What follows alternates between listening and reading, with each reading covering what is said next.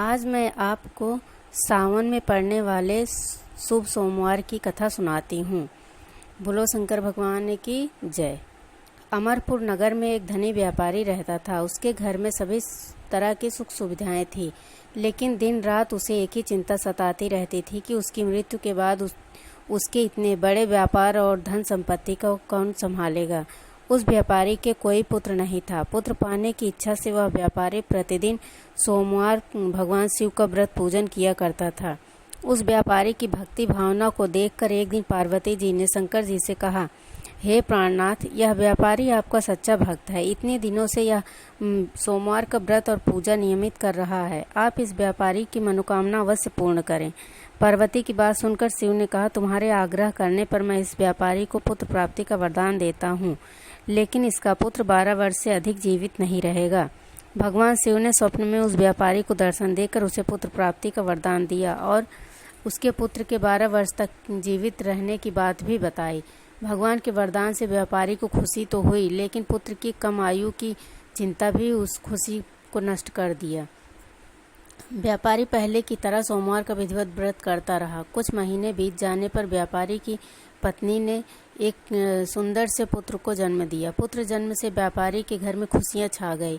बहुत धूमधाम से पुत्र का जन्मोत्सव मनाया गया, लेकिन व्यापारी को पुत्र जन्म की खुशी से अधिक उसके पुत्र की कम आयु के रहस्य के बारे में पता था। इसलिए व्यापारी मन में दुखी ही रहता और यह बात किसी को नहीं बताया। विद्वान ब्राह्मणों ने उस पुत्र का नाम अमर रखा। जब उस व्यापारी का पुत्र 12 वर्ष का होने वाला था तो उसे शिक्षा के लिए उस बनारस भेजने का निश्चय किया। व्यापारी ने अगले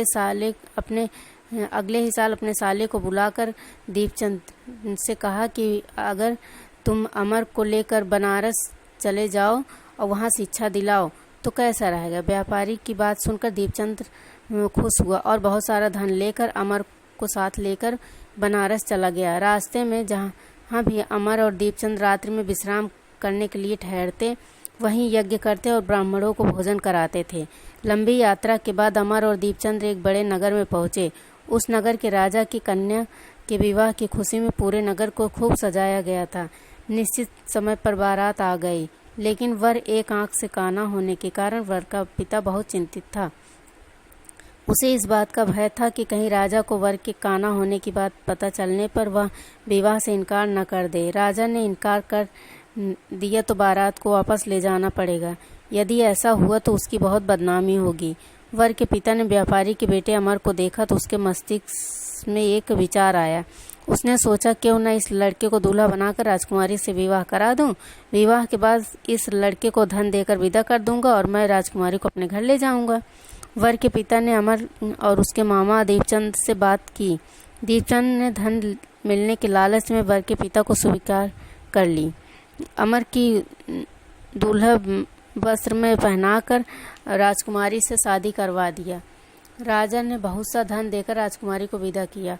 अमर ने वहां से लौटते समय राजकुमारी को पलंग पर सोते हुए देखा तो उसकी भोली सूरत देखकर सच्चाई छिपा नहीं सका। उसने राजकुमारी की ओढ़नी पर सब लिख दिया कि राजकुमारी, तुम्हारे विवाह मेरे साथ हुआ है। मैं शिक्षा प्राप्त करने के लिए बनारस आया हूँ। अब तुम्हें उस नवयुवक की पत्नी बनकर रहना पड़ेगा जो एक आंख से काना है। सुबह उठने पर राजकुमारी ने अपनी ओढ़नी पर लिखा हुआ पढ़ा और उसने शोर मचा दिया और उस काने लड़के के साथ जाने से इनकार कर दिया। राजा ने यह सब बातें जानकर राजकुमारी को महल में ही रख लिया। उधर अमर अपने मामा दीपचंद के साथ बनारस पहुंचे।